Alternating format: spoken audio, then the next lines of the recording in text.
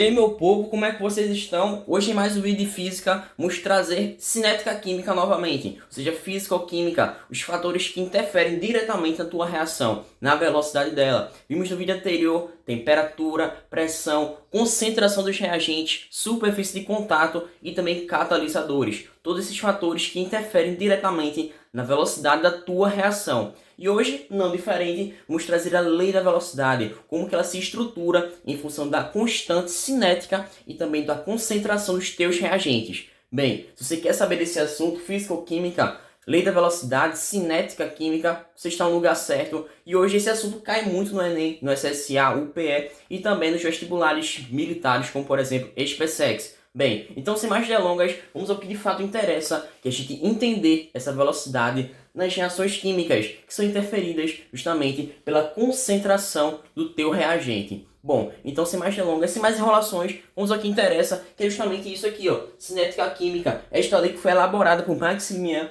Gutenberg e Peter Ward. E eles colocaram assim nas suas reações químicas, empiricamente observaram e também utilizaram um método científico, ou seja, tudo comprovado, que justamente existe uma relação para as reações elementares. Poxa, o que é uma reação elementar? É aquela que acontece em uma única etapa. Vamos simplificar como sendo uma reação muito tranquila, bem fácil, bem prática e observável, muito mais simples, digamos assim. E é dessa forma que as minhas reações elementares podem ser estruturadas, como por exemplo nesse caso. O meu reagente A, um mol desse reagente, vai reagir com 2 mols do reagente B, formando um único produto. Poxa, a reação é feita em uma única etapa, não em 2, em 3 ou em 4 ou assim sucessivamente, uma única etapa. Por isso, uma reação elementar, uma relação mais simples e tranquila. Bem, e é dessa forma que a gente pode estruturar a tua lei da velocidade, em que ela fala assim: a velocidade da tua reação é diretamente proporcional ao produto das tuas concentrações dos reagentes. Poxa, se lembra, concentração é a quantidade de matéria para um determinado volume, mol por litro, também chamado de molares, tá? Então, essa é a concentração que a gente vai utilizar, segundo os parâmetros ditos nessa equação. E é dessa forma que o produto das tuas concentrações pode estar elevado, cada um desses produtos aqui, da tua concentração, ao respectivo expoente dela. Por exemplo, quando a gente observa o elemento A substância A nesse caso, ela vai justamente ter uma sua concentração específica. Essa sua concentração vai estar elevada ao coeficiente estequiométrico dela. Poxa, o que é o coeficiente estequiométrico?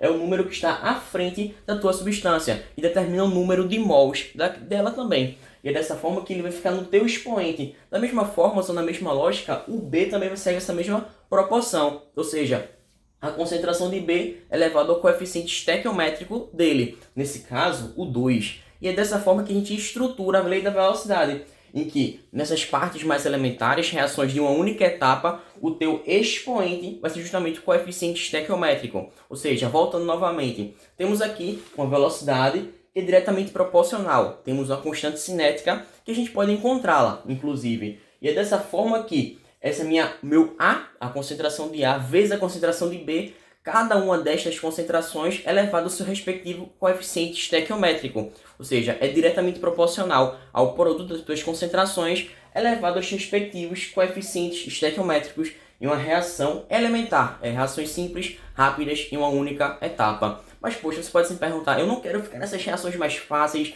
eu quero me aprofundar, entrar mais no assunto, não ficar na parte superficial. É isso mesmo, por isso que tu tá aqui. É isso aí. Bem, e nessas reações não elementares, ou seja, de mais de uma etapa, reações mais completas, mais grandes, digamos assim, elas vão ser determinadas pelos teus expoentes feitos de modo empírico, ou seja, experimentalmente, colocando experimento 1 com uma certa concentração e ver a velocidade daquela reação. Experimento 2 com uma concentração X diferente da inicial, vendo uma nova velocidade. Como a gente pode ver aqui neste caso, da decomposição da água oxigenada, ou seja, do peróxido de hidrogênio. Por que peróxido? Porque o NOx do meu oxigênio é menos 1. Poxa, por isso peróxido, se liga aí. E é dessa forma que ela pode ser decomposta em água e gás oxigênio, né? E é dessa forma que também existe uma concentração diferenciada aqui. Nesse caso, temos um único reagente, fica um pouquinho mais simples. Mas da mesma forma, temos uma reação não elementar, em que a gente observa empiricamente os nossos expoentes. Não é simplesmente colocar elevado ao próprio coeficiente estequiométrico, não. Dessa forma, a gente precisa achar justamente através dos experimentos 1, 2 e assim sucessivamente. como que a tua concentração vai interferir na velocidade final da sua reação. Por exemplo, no meu experimento 1, temos a concentração de mol por litro da minha água oxigenada de 0,1. E poxa, quando é 0,1, a minha velocidade é 0,5 mol por litro a cada minuto, né? E dessa forma, quando eu aumento essa minha concentração, ou seja, eu coloco para 0,2, a minha velocidade quadruplica. Caramba, o que está acontecendo, Carlos? A velocidade tua quadruplicou. Isso mesmo, isso mesmo. E é dessa forma que a minha velocidade vai para 2 mol por litro a cada minuto, é justamente consumido naquela parte.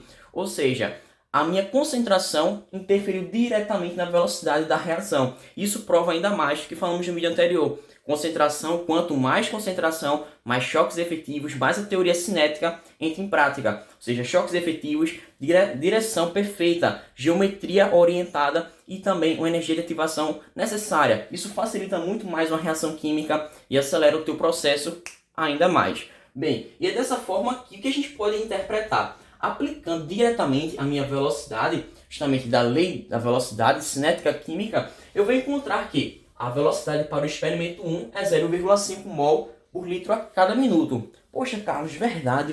Coloquei aqui, observei no gráfico, observei na minha tabelinha e coloquei aqui a minha velocidade. E isso. E faltam alguns parâmetros, né? A minha constante cinética vezes a minha concentração do peróxido de oxigênio, de hidrogênio, e dessa forma ele é elevado a um certo expoente. Poxa, elevou o expoente. Qual é esse expoente? Não sabemos, mas daqui a pouquinho vamos ao encontro dele, porque é feito empiricamente de um jeito muito mais experimental. E é dessa forma que também relaciono a lei da velocidade para o experimento 2, da mesma forma que fizemos para o 1. Só que agora a minha velocidade vai ser 2 mol por litro a cada minuto, igual a minha constante cinética vezes a concentração do peróxido de hidrogênio. E dessa forma eu elevo a um certo coeficiente, um coeficiente N, não sei qual que é. Vou descobrir agora mesmo, já que essas constantes são iguais, estamos na mesma reação. E dessa forma eu posso igualar K1 a K2. E isolando esse meu K, essas minhas constantes em cada uma dessas reações, dessas etapas, eu posso justamente separá-los e, ao mesmo tempo, igualá-los. Ou seja, o meu K vai ser encontrado a partir da divisão de 0,5 por 0,1 elevado a N. Por que eu fiz isso? Estava multiplicando e eu passei dividindo. Da mesma forma que eu fiz no experimento número 2. Estava multiplicando e passei dividindo. Porém, outro valor. No 2 é 2 sobre 0,2 elevado a N. E quando eu faço essa igualdade, eu posso justamente fazer aqueles tipos matemáticos, meus pelos extremos, simplificar. E dessa forma eu encontro assim, apenas uma igualdade que eu desenvolvo, faço meus pelos extremos e consigo colocar no mesmo ponto, numa mesma divisão, essa parte aqui, 0,2 sobre 0,1 elevado a N. Poxa, eu fiz somente uma simplificação, meios pelos extremos, é a matemática. Aqui a química já acabou e é somente uma equação exponencial. E quando eu faço essa divisão aqui, eu encontro 2. 2 elevado a N, que vai ser igual a 2 sobre 0,5. E 2 sobre 0,5 é 4. Ou seja, 2 elevado a N igual a 4. E, poxa, qual o número que justamente é elevado a 2 que dá 4? É o próprio 2. Portanto, o meu N, o meu expoente, vai ser o próprio 2. E é dessa forma que a gente pode concluir que a minha velocidade na minha reação química do peróxido de hidrogênio pode ser relacionada desse jeito. Como sendo a velocidade igual a constante cinética vezes a concentração do meu peróxido de hidrogênio, a água oxigenada, elevado a 2, já que encontramos o meu coeficiente estequiométrico. Mas, poxa, Carlos, essa reação química é apenas para um reagente. Como a gente viu aqui, é uma decomposição da água oxigenada. Poxa, mas e se fosse mais de um reagente?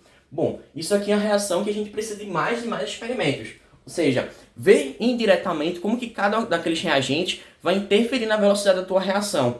Por exemplo, nesta daqui, em que eu reajo 2 mols do monóxido de nitrogênio com 2 mols de gás hidrogênio, formando gás de hidrogênio e água. Poxa, quando eu faço essa reação, perceba que eu tenho quantos reagentes? Eu tenho 2 reagentes, portanto, meu experimento vai ser um pouco maior. Nesse caso, eu fiz 3 experimentos com concentrações distintas, alternando. Em partes eu mantenho igual a minha concentração do gás hidrogênio e em outras partes eu mantenho diferente a concentração do monóxido de nitrogênio. Poxa, e é dessa forma que a gente pode justamente observar empiricamente nesse gráfico as concentrações e a interferência direta na velocidade da tua reação química.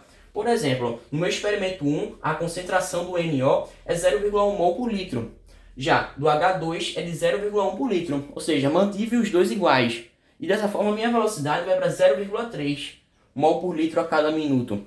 Puxa, Carlos, interessante, interessante. E se eu alternar? Se eu variar agora a concentração do meu monóxido? Se eu variar a concentração duplicando, o que vai acontecer? Eu mantenho a minha concentração do gás hidrogênio e o que vai acontecer com a minha velocidade? Ela vai justamente duplicar. Duplicou para 0,6. E agora, se eu fizer o oposto, mantenho a minha concentração do NO igual ao experimento 1 e alternam a concentração do gás hidrogênio, duplicando. Poxa, se eu duplicar aqui na parte 2, na parte 3 do meu experimento, eu vou encontrar que minha velocidade vai ser duplicada novamente, para 1,2.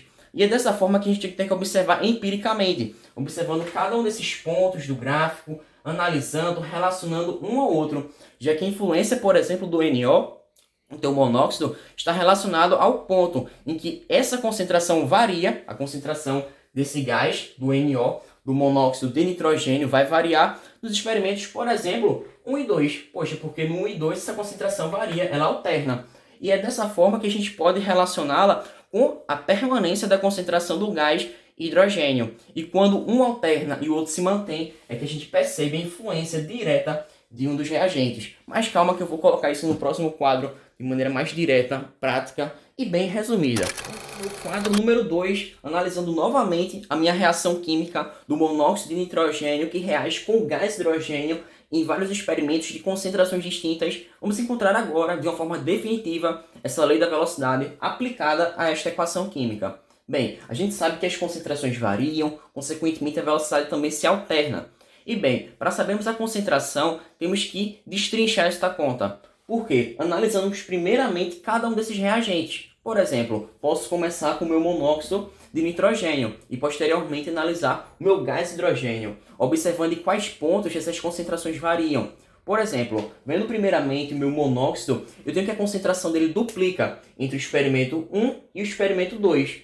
Veja que a concentração de vai de 0,1 até 0,2. E, consequentemente, nessas variações, a minha velocidade também duplica. Ou seja, vai de 0,3 mol por litro a cada minuto para 0,6. Ou seja, duplicou. Dupliquei a concentração, dupliquei a minha velocidade. E dessa forma a gente pode aplicar a lei cinética para os dois casos, para o experimento 1 e para o experimento 2. Por exemplo, no meu experimento 1, a velocidade é 0,3, que vai se igualar a minha constante vezes a concentração do meu gás elevado a N. E essa concentração no experimento 1 é 0,1. Na mesma parte, na mesma lógica e raciocínio, eu utilizo para o experimento número 2, que a concentração dele é 0,2, né? E é dessa forma que a minha velocidade fica 0,6, igual a minha constante cinética vezes a concentração dele elevado a N. Lembre-se que N é o expoente pelo qual eu vou elevar minha concentração na minha velocidade final. E a gente sabe que a minha constante é igual nos dois casos, nos dois experimentos. Consequentemente, fazendo as igualdades, eu chego numa lógica muito semelhante ao quadro número 1, em que a gente coloca uma divisão de 0,2 sobre 0,1 elevado a n, ao meu expoente a ser colocado, igual a 0,6 sobre 0,3. E é dessa forma que, fazendo as divisões e simplificações matemáticas, eu encontro que 2 elevado a n é igual a 2. Portanto, só pode ser 1 o meu n, já que 2 elevado a 1 é o próprio 2. E, poxa, achamos de maneira simples, prática e direta quanto que vale o meu expoente para o NO, da minha concentração dele, sabendo que a concentração duplica e, consequentemente, a velocidade duplica também. Utilizando o mesmo raciocínio, porém agora para o gás hidrogênio, eu posso observar os experimentos 1 e 3. Poxa, nos experimentos 1 e 3 é quando acontece uma variação da concentração do meu gás hidrogênio, né? E é dessa forma que a gente pode analisar todo esse processo de maneira simples, prática e direta. Por exemplo, no experimento número 1 temos uma velocidade de 0,3, como a gente sabe, igual a sua constante cinética vezes a concentração dele elevado a N. A concentração no caso é 0,1, como a gente pode observar aqui. Ou seja, esqueça o monóxido e observe somente essa parte um pouco mais para o lado, que relaciona a concentração do gás hidrogênio e sua velocidade respectiva. Ou seja, quando a velocidade é 0,3, a concentração dele é 0,1. E a gente pode elevar a N. N, lembre-se que é um coeficiente diferente do meu anterior. Ou seja, o expoente é distinto. Bem, e dessa forma, quando a gente observa o experimento número 3, que é quando a concentração do meu gás hidrogênio duplica, ou seja, vai de 0,1 para 0,2, a velocidade quadruplica, ou seja, vai de 0,3 até 1,2, ou seja, quadruplicou, né? E é dessa forma que a gente pode também aplicar a lei cinética para o experimento número 3, em que a minha velocidade vai ser 1,2 mol por litro a cada minuto sendo consumido, igual a minha constante cinética vezes a concentração elevado a n. E da mesma lógica, se eu igualo as duas constantes, eu vou encontrar um certo valor. Ou seja, novamente, no mesmo raciocínio, eu vou encontrar 0,2 sobre 0,1, ambos elevado a n, sendo igual às velocidades divididas uma pela outra. 1 sobre 2 dividido por 0,3. Poxa, e agora fica simples, prático, bem tranquilo, porque o meu 2 elevado a n vai ser igual a 4. Ou seja, eu só posso encontrar um n igual a 2. E dessa forma eu encontro o meu expoente voltado para o gás hidrogênio. Poxa, então agora ficou tudo mais simples. A gente pode encontrar justamente a minha equação da velocidade total para a minha reação, que a gente fez por partes, escalonadamente. Bem, e assim a gente coloca que a minha velocidade vai ser a constante vezes a concentração do monóxido elevado a 1, vezes a concentração do gás hidrogênio elevado a 2, já que empiricamente acabamos encontrando estes expoentes de maneira prática, direta e bem tranquila. Mas, poxa, Carlos, quando a gente fala de constantes, elas são valores que se repetem. Entretanto, temos que saber também as unidades respectivas a cada uma delas. Por exemplo, temos velocidades que variam em função de quantos de reagente que tem. Por exemplo, temos reações que apenas temos um reagente, outras temos dois, e assim sucessivamente. Por exemplo, nas reações mais simples, como por exemplo nesta daqui, eu posso observar que a minha velocidade está voltada em função à concentração de um único reagente. Por isso, somente um A entre colchetes, que indica a concentração dele. E é dessa forma que a gente pode encontrar a minha unidade para cada uma dessa constante, em função do tipo de velocidade que eu estou sendo aplicado ali. Ou seja, de acordo com a quantidade de reagentes, se tem um, se tem dois ou até vários. Bom, e é dessa forma que a gente pode simplesmente simplificar a tua equação, já que a minha velocidade sai em quanto? Mol por litro a cada segundo. E se sai nessa velocidade, temos a minha constante vezes a minha concentração. E a concentração você já sabe que é em mol por litro, ou também chamado de molares. E a gente pode só fazer simplificações. Simplifica que melhor fica. E quando eu faço simplificações do tipo, por exemplo, cortando mol com mol, já que ambos estão multiplicando, ou cortando litro com litro, já que também ambos estão multiplicando no denominador, eu vou encontrar que a minha constante vai ser 1 sobre o segundo, ou o segundo elevado a menos 1. Ou seja, temos aqui para uma equação um pouco mais simples, direta, mais rápida, digamos assim, de um único reagente, cuja a minha constante vai ser segundo elevado a menos 1.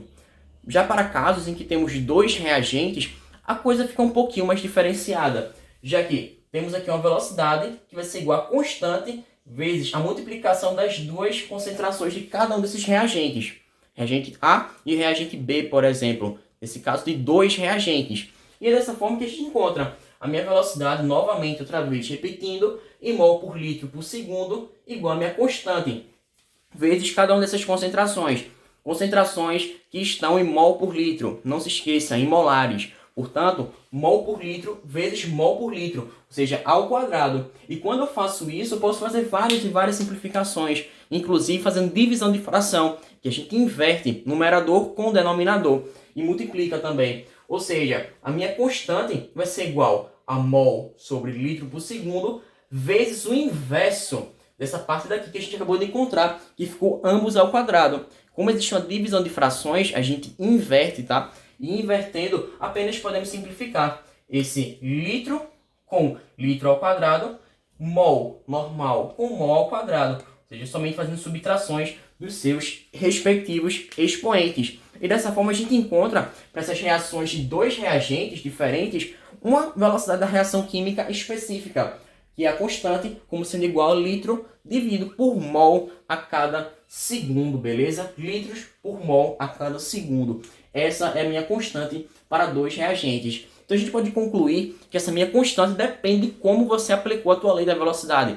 Ou seja, da concentração dos teus reagentes e do quanto que eles têm. Se tem um reagente, se tem dois, se tem três e assim sucessivamente. Ou seja, essa constante ela tem um valor que é dependente da tua lei da velocidade. E a ordem da reação é muito importante para a gente classificar cada uma dessas equações químicas? Poxa, a ordem da reação é um tópico muito simples, muito direto, bem tranquilo, porque justamente é a soma dos teus expoentes que você acabou de achar. Por exemplo, quando a gente observa a nossa segunda equação, que é 2 vezes 2 mols de monóxido de nitrogênio mais 2 mols de gás de hidrogênio, formando 1 mol de gás de nitrogênio mais 2 mol de água, a gente acabamos de achar uma velocidade que é justamente baseada na concentração e nos seus respectivos expoentes. Poxa, mas quando a gente observa o expoente 1, expoente 2, se eu somar 1 mais 2, eu encontro 3. Portanto, é uma reação de terceira ordem, beleza? Já quando a gente observa o nosso primeiro cálculo da decomposição da água oxigenada, do peróxido de hidrogênio, o que acontece agora? Existe justamente uma reação de ordem 2, já que o nosso expoente equivale a 2. E a soma de 2 mais 0 é o próprio 2. Portanto, de ordem 2, a minha reação pode ser classificada assim. E é dessa forma que esse tópico é muito mais simples, bem tranquilo, e justamente é uma classificação das tuas reações em função da tua lei da velocidade. Então, relembrando, tem reações que a gente observa empiricamente em nossos expoentes, outras a gente pode observar de acordo com o coeficiente estequiométrico relacionando com o teu expoente direto, beleza? E é dessa forma que existe também uma ordem da reação. A gente tem que seguir essa ordem para classificá-las. Mas calma que ainda não acabou, porque ainda temos que falar dos mecanismos e da reação global de uma equação química. Portanto, fique com o quadro, pode tirar seu print, tire o print dessa obra de arte e vamos para a próxima. A parte final, citando os mecanismos das reações, vamos falar de uma reação global. Poxa, a reação global ela é formada por reações menores, etapas 1, 2 e assim sucessivamente, e que essas etapas vão sendo simplificadas ao longo do tempo, até acharmos uma reação global daquele processo, que é o que realmente importa. Bem, e é nessas reações que cada uma delas tem a sua velocidade, a sua lei cinética. Por exemplo, quando a gente observa cada uma dessas etapas do teu processo global, podemos dizer que cada uma delas tem a sua velocidade respectiva. Por exemplo, etapa 1, velocidade número 1. Etapa 2, velocidade número 2. E assim sucessivamente. Entretanto, temos etapas mais rápidas e outras mais lentas. E são as mais lentas que vão ser mais fundamentais para a tua velocidade. A lei cinética vai ser aplicável para essas velocidades mais lentas, tá? Quanto mais lento, melhor nesse caso. Quanto mais lento, maior energia de ativação. Ou seja, mais energia para romper a barreira daquela reação. Bem, e é dessa forma que cada uma dessas etapas do teu mecanismo vai ser chamada de etapa elementar. Elementar se liga, única etapa, única fração, único período. É essa mesma lógica. Bom, por exemplo, numa reação química global, que eu coloquei aqui, que são 2 mols de gás do monóxido de nitrogênio, reagindo com gás cloro, pode se formar 2 mols de cloreto de nitrosila. Poxa, quando a gente faz esse processo, essa reação global, com certeza ela teve etapas anteriores. E que essas etapas tiveram simplificações até chegar numa etapa final, que é a parte global da tua reação. Bem, e é dessa forma que temos etapa número 1 e etapa número 2 aqui elencadas. A parte número 1, eu vou formar 2 mols de monóxido de nitrogênio, formando N2O2, que é uma etapa rápida, direta, uma reação gasosa, beleza? E é dessa forma que também, nesse mesmo caso, na parte número 2, eu vou reagir o gás cloro com justamente N2O2, formando 2 mols de cloreto de nitrosila. Poxa, se eu formei 2 mols, eu estou aqui na parte que vai estar no meu produto. Consequentemente, eu posso fazer simplificações em toda essa reação. Ou seja, realmente cortar o que está num ponto e o que está em outro ponto. Em um membro e no outro membro. Se tem igual, posso simplificar. E assim a gente vai direcionando a nossa cálculo, a nossa simplificação matemática aqui. Ou seja, apareceu N2O2, N2O2, tanto no reagente quanto nos produtos. Que beleza, que delícia! Podemos simplificar, olha. Simplificou N2O2, a gente não vai precisar mais dele para a reação global. E agora o que acontece? Temos reagentes diferentes? Temos reagentes diferentes, tanto no reagente quanto no produto. E é dessa forma que essas substâncias distintas podemos somá-las e formar uma reação global. Ou seja, vou somar o 2 mols de monóxido de nitrogênio somado ao gás cloro, que vai formar 2 mols de cloreto de nitrosila. E é dessa forma, fazendo essa soma e simplificação, observando a parte rápida e lenta da tua reação, que eu encontro uma reação global, a reação geral daquele processo que eu acabei de te mostrar. 2 mol de monóxido de nitrogênio, reage com gás cloro, formando 2 mol de cloreto de nitrosila. Bem, e é dessa forma que a gente pode aplicar agora a nossa velocidade, a lei cinética, que é justamente voltada para a tua reação lenta. Aí você tem que saber qual é a reação lenta que tem a maior energia de ativação. Isso é muito comum em gráficos, tá? Ou seja, podemos aplicar para essa etapa número 2, que como está elencado aqui, é a mais lenta, a mais devagar.